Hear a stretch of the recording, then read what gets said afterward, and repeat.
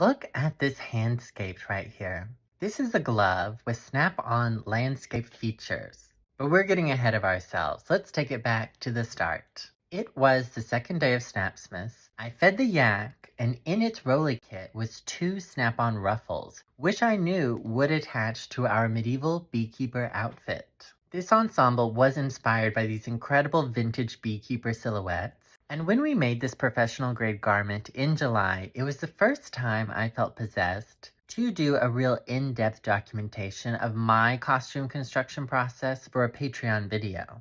Because in the past, I've worked in costume shops with incredible artists who really know what they're doing. And here we are more of a highly passionate amateur hour when it comes to sewing.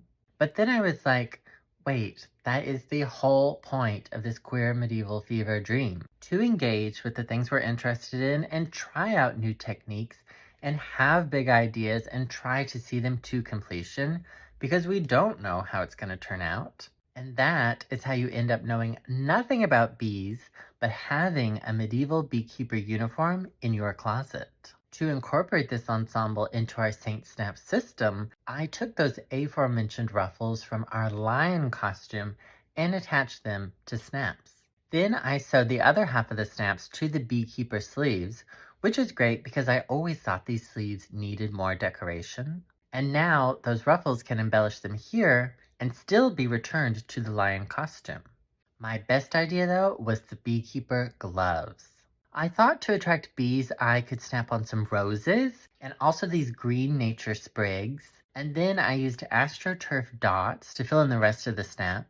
And for the other gloves, I added these snap-on trees and bushes of a much smaller scale. Here they are going on, and once again, I think this really proves the possibility of the Saint Snap system. Look at the foreground, background perspective on these handscapes.